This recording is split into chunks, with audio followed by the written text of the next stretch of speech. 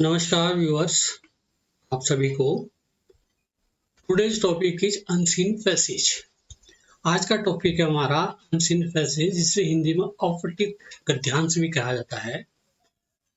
यहाँ पर हम कुछ सीखेंगे कि सम यूजफुल जो हिंट्स हैं टू अटेम्प्ट, यानी यूजफुल जो इसके हमारे जो तरीके हैं हल करने के बारे में हम आज जिक्र करेंगे। अनसीन पैसेज, अनसीन पैसेज होता क्या है?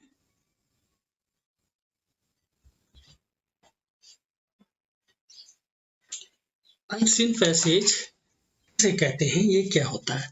सबसे पहले हम इसके बारे में पढ़ें। असल में क्या होता है, ये अनसीन पैसेज जो होता है, passage which we have not read and we have to answer those questions with reference to the passage. इसीलिए so hence these type of passage called unseen passage। यानी इसमें क्या कंडीशन है, यानी इस प्रकार के पैसेज, किस प्रकार के passage? We have not read, we हमारे सिलेबस में नहीं है। वी हैव नॉट रेड के बारे में हमने कभी पढ़ा नहीं, जो हमारे टेक्स्ट बुक में नहीं है। और हैव टू आंसर, उसमें पूछे गए क्वेश्चन है हैव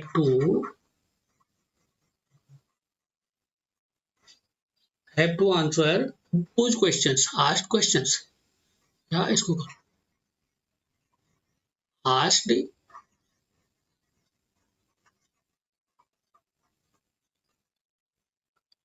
आस्क्ड क्वेश्चन, यानी उनमें से पूछे गए क्वेश्चनों का आंसर देना है। और इसीलिए जो है यानी रेफरेंस टू पैसेज, इसीलिए इसे क्या कहा गया है, अनसीन पैसेज। क्लियर हो गया? यानी a passage we have not read and have to answers asked questions based on the given passage. यानी जो पैसेज हमें दे रखा है उस पर पूछे, जो हमने कभी पढ़ा नहीं, देखा नहीं है, हमारे पाठ्यक्रम में नहीं है, तो उन पैसेजों का हमें आंसर देना है जो उसमें से पूछे गए हैं। इसी को हम क्या कहते हैं, अनसीन पैसेज। क्लियर हो गया?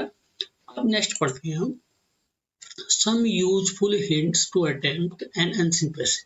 तो यूजफुल हिंट्स जो है, जो हमारे कुछ यूजफुल हिंट्स हैं, तो हमें की पॉइंट्स हमारे हैं, किस प्रकार से इन अनसीन पैसेज को पढ़ें, समझें और कम से कम टाइम हमारा कंज्यूम हो, ज़्यादा से ज़्यादा समय हमारा बचे।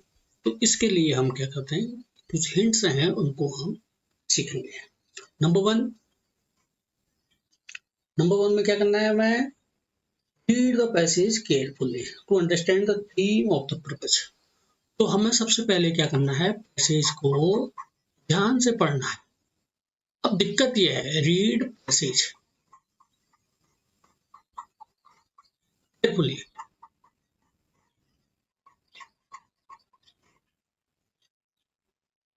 Read the passage carefully. अब यहाँ पर दिक्कत यह आती है, पैसेज बहुत लंबा आता है, हो सकता है 6-7 पैराग्राफ का आ जाए। तो यहाँ पर मैं आपको सजा, पूरा पैसेज आप पढ़ेंगे, फिर दोबारा से पैसेज फिर पढ़ेंगे, क्वेश्चन देखेंगे, तो इसमें टाइम बहुत लग जाएगा। तो मेरे अपनी निजी राय है, तो it's my own suggestion to you that at first, सबसे पहले आप क्या करें, पहला क्वेश्चन पढ़ें, दूसरा क्वेश्चन पढ़ें। यानी आप फर्स्ट और सेकंड क्वेश्चंस उनको पढ़ें which are given based on the given passage. ठीक है, जो उस पर आधारित आपको क्वेश्चन दिए हैं, उन क्वेश्चन, पहले एक क्वेश्चन को पढ़ें या 2 क्वेश्चन पढ़ें, उसके बाद फर्स्ट पैराग्राफ को पढ़ें। इसको पढ़ें, फर्स्ट पैराग्राफ को पढ़ें, फर्स्ट पैराग्राफ। अगर फर्स्ट पैराग्राफ में आपका उसका आंसर मिल जाता है, देख लें। अगर उसमें नहीं मिलता है तो उसके बाद सेकंड पैराग्राफ को भी पढ़, उसमें श्योर उसका आंसर मिल जाएगा। ठीक है, तो आपका टाइम बचेगा। Read the first paragraph very carefully, ठीक है, and search the answer of given है द पैसेज। तो उसका जो आंसर है उस पैसेज में आपको मिल जाएगा। अब आपने पैराग्राफ पढ़ लिया, पैराग्राफ में उसका आंसर वो वाली लाइन आपको मिल गई। अब यहाँ पर दिक्कत यह है कि उस आंसर को कैसे बनाए। वहां पर आपने क्या करना है कि यहाँ पर जो आंसर आपसे पूछा गया है उसको आपने जो है सेम वे नहीं लिखना है, जैसा वहां पर लिखा गया है उस तरह से नहीं लिखा गया है, बल्कि राइट योर आंसर। आपको उस क्वेश्चन के हिसाब से आंसर लिखना है। Right answer according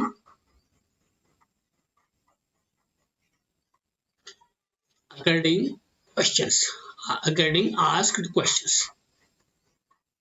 asked question। ठीक हो गया।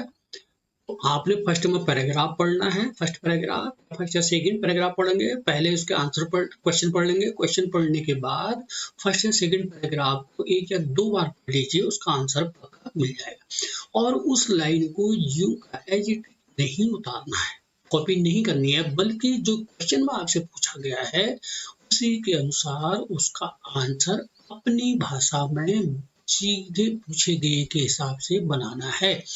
यानी आप you have to answer questions according what has been asked in the questions. ठीक हो गया, याद रखना इस चीज को, कॉपी पेस्ट करना है। और थर्ड आपने जब वो लिख लिया उसी प्रकार से आप दूसरा क्वेश्चन पढ़ें, दूसरे क्वेश्चन का भी ऐसे ही करें। थर्ड पैराग्राफ में मिल जाएगा, फर्स्ट सेकंड पैराग्राफ तो आपने पढ़ ही लिया है, थर्ड या सेकंड और थर्ड में कहीं मिल जाएगा। उसको भी आप एज इट इज न उतारें, बल्कि अपने शब्दों में क्वेश्चन में जो पूछा गया है उतना ही उसका क्या करें, उसका आंसर बनाएं। ठीक हो गया। तो ये आपको प्रक्रिया पूरी करते आनी है। हो गया। इसमें दिक्कत आती है कि कुछ वर्ड्स आपको नहीं आते, यानी आपकी वोकैबुलरी जो है थोड़ी सी वीक है, या वोकैबुलरी कुछ वर्ड्स होते हैं जिनकी मीनिंग आप नहीं समझ पाते हैं।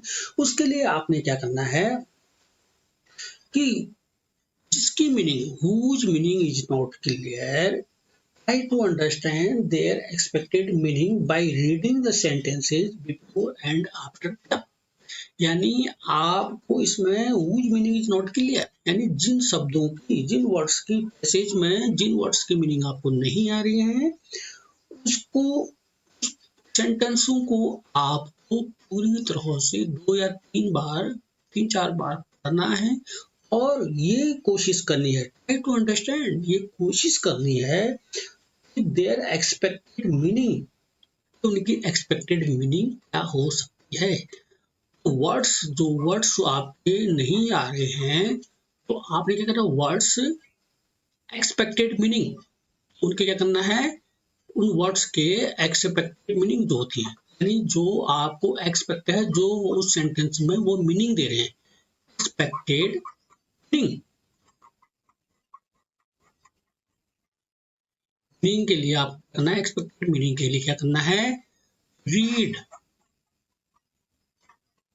ठीक है, रीड sentences एनी टाइम, कई बार आपको पढ़ना है।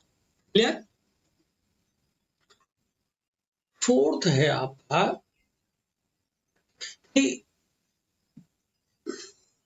इसमें आप क्या करेंगे, ये तो आपकी समझ में आ गया। अगला क्या है, अगर आप इसमें ये भी समझने की कोशिश करेंगे, असल में इस पूरे पैसेज का जो सेंट्रल आइडिया है, सेंट्रल पैसेज किस पर आधारित है, कौन सा सेंट्रल आइडिया है, इसका सेंट्रल आइडिया क्या है, इसकी थीम क्या है, इसका विषय क्या है, क्या कहना चाह रहा है इस पैसेज में, क्या बताना चाह रहा है, इसको आप समझने की कोशिश करेंगे तो आपको मीनिंग उसकी आने लगेगी। ठीक हो गया। और दूसरा जो है, इसमें कुछ चीजें ऐसी होती हैं, जो मैंने कहा जो वोकैबुलरी बेस्ड क्वेश्चंस होते हैं, इसमें कुछ क्वेश्चंस ऐसे होते हैं जो वोकैबुलरी वोकैब जो होती है, वोकैब जो है पर आधारित, यानी मीनिंग आपको बतानी पड़ती है, सिनोनिम आपको लिखने पड़ते हैं। इसमें आपको सेंटेंस को पढ़ना पड़ेगा, उनकी मीनिंग को समझना पड़ेगा, तब जाके अंदाजन आप उनकी मीनिंग यानी सिनोनिम यानी रिपीट सेंटेंस, इसको सेंटेंस को आपको रिपीट करना पड़ेगा, ठीक है, रिपीट मेनी टाइम्स। और ये आपका हो गया, आपका इस हो गया होगा। आपको पैसेज क्लियर केयरफुली पढ़ना है, के बाद यानी उस क्वेश्चन का आंसर ढूंढना है और उसको अपनी लैंग्वेज में यानी क्वेश्चन में पूछे गए के हिसाब से चेंज करके अपनी भाषा में लिखना है। और बहुत सारे मीनिंग आपको नहीं आएंगे, उसलिए सेंटेंस को 2-3 बार पढ़ना है और उस पैसेज का सेंट्रल आइडिया कह रहे हैं, सेंट्रल थीम जो है उसको समझना है और उन लाइनों में वो वर्ड्स क्या मीनिंग दे रहे हैं, तो एक्सपेक्टेड मीनिंग है उसको समझने की कोशिश करना है। और जो वोकैब वाले क्वेश्चन होंगे, वोकैब वाले क्वेश्चन में आपको सेंटेंस आप 2-4 बार पढ़ लिए, उनकी मीनिंग एक्सप्रेस करेंगे, वो मीनिंग बताते हैं, तो एक्सपेक्टेड मीनिंग को जो है आप अपने उसमें लिख सकते हैं। अगला जो है आपका, आप अपने आंसर को क्या रखें, ब्रीफ रखें। अपने उत्तर को आंसर जब लिखते हैं तो उसको संक्षिप्त करने की कोशिश करें, और जो आस्क्ड ब्रीफ ओनली आस्क्ड, यानी जो आस्क्ड इन क्वेश्चन, जो क्वेश्चन में पूछा गया है उतने तक ही सीमित रखें, एक्स्ट्रा लिखने की कोई जरूरत नहीं है, ठीक है। इसमें ध्यान रखें, इसमें ये ध्यान रखें कि कभी भी जो है इसको आप उतना ही यानी लिखने की कोशिश करें जितना आपसे पूछा गया है। इसमें आप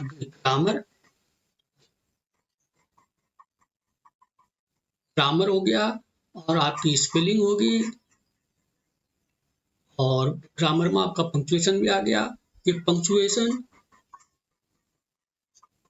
आदि आपका विशेष ध्यान रखें कि उसमें कोई तरह की प्रॉब्लम न हो, मिस्टेक्स न हो, जिससे आपके मार्क्स हो जाएं। ये सारी चीजें अगर आप करेंगे तो आपको इनको बनाने में कोई दिक्कत नहीं होगी, ठीक है। और नेक्स्ट चलते हैं हम यहाँ पर काइंड्स ऑफ अनसीन पैसेज। ये अनसीन पैसेज हमारे आते तो हैं, लेकिन इसके काइंड्स यानी कितने प्रकार के होते हैं।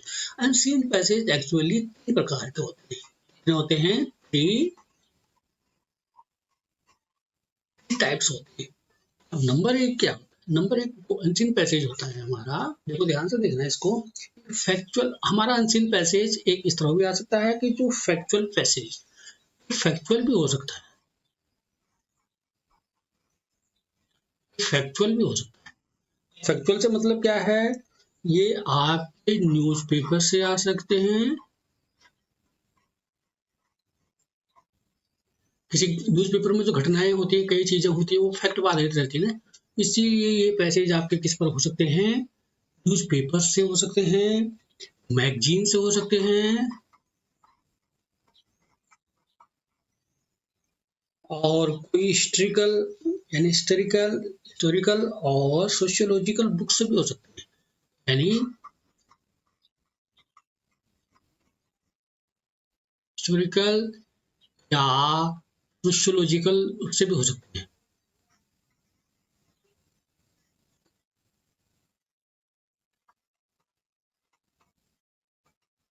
सोशियोलॉजिकल बुक से भी आ सकते हैं, ध्यान रखना, ठीक है। और ये अक्सर में किससे रिलेटेड होते हैं, ये संबंधित किससे होते हैं, रिलेटेड इश्यू, इश्यू है, इश्यू मुद्दों पर हो सकता है और कोई प्रोसेस पर हो सकता है, कोई प्रक्रिया चल रही है उस पर ये पैसेज, ये ऊपर वाले जो आ सकते हैं, प्रोसेस कोई हो सकता है, कोई एक्सीडेंट हो सकता है, कोई एक्शन पर हो सकता है आदि। तो समझ में आ गया। फैक्चुअल बेसिस क्या होता है, ये असल में वो एक्चुअली न्यूज़पेपर से उठा चीज आ सकते हैं, न्यूज़पेपर से लिए जा सकते हैं, मैगजीन से लिए जा सकते हैं, और कुछ हिस्ट्रिकल या सोशियोलॉजिकल जो किताबें हैं वहां से ली जा सकती हैं। और इनका संबंध किससे होगा, ये कोई समस्याओं से संबंधित, कोई मुद्दों से संबंधित होंगे, कोई प्रोसेस से संबंधित होंगे, या कोई एक्शन या इंसिडेंट से संबंधित हो सकते हैं, इनका रिलेशन उससे हो सकता है। क्लियर। और दूसरा टाइप का जो पैसेज होगा आपका डिस्कर्सिव पैसेज होगा। डिस्कर्सिव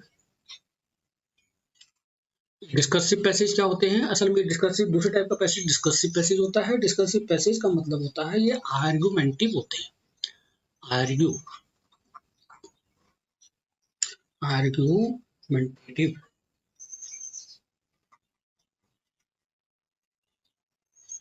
आर्गुमेंटेटिव यानी आर्ग्यू करने वाले, बहस, आर्गुमेंट, तर्क वितर्क, इस तरह से वाले पैसेज हो सकते हैं। पर्सुएसिव और इंटरप्रेटिव हो सकते हैं। पर्सुएसिव या इंटरप्रेटिव, इंटरप्रेटिव लेता हूं मैं, दोनों एक ही हैं।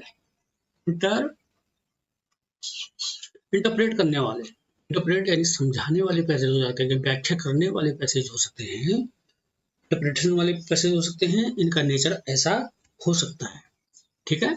और थर्ड वाला जो पैसेज होगा आपका, वो लिटरेरी पैसेज होगा। लिटरेरी जैसे उससे ही, नाम से ही स्पष्ट है, लिटरेरी यानी साहित्य से संबंधित पैसेज होंगे, यानी लिटरेचर की बुकों से होंगे। ये आप किसी बुक से यानी नोवेल से लिखे जा सकते हैं, किसी उपन्यास से लिए जा सकते हैं, कोई प्लेज यानी नोट, नाटक है, नाटक से लिए जा सकते हैं। कोई नाटक है जो विलियम शेक्सपियर का हो गया, किसी और का हो गया, वहां से लिए जा सकते हैं। कोई नोवेल से लिए जा सकते हैं, उपन्यास से लिए जाते हैं। ऐसे हो सकता है, ये ऐसे वाले से ही अधिकतर लिए जाते हैं मैसेज, बंद से।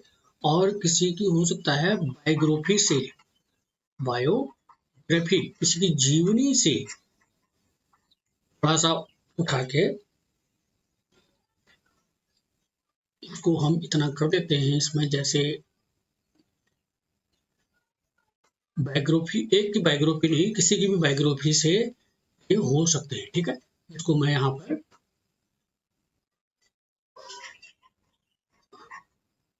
बनाता हूँ, ठीक है। किसी की बायोग्राफी से हो सकते हैं, जीवनी आत्मकथाओं से ले सकते हैं, नोवेल से, प्ले से, जम्स, ऐसे से, ये सारी चीजें हैं। और जहां तक इसका मार्किंग का है, ये बहुत अच्छे नंबर के। इसके अलावा भी बहुत सारी चीजें हो सकती है।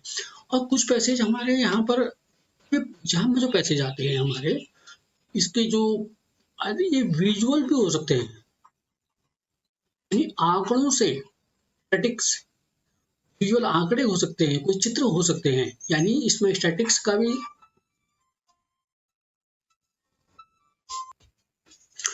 विजुअल हो सकते हैं। जो स्टैटिक्स यानी सांख्यिकी से आंकड़े हो सकते हैं इसमें।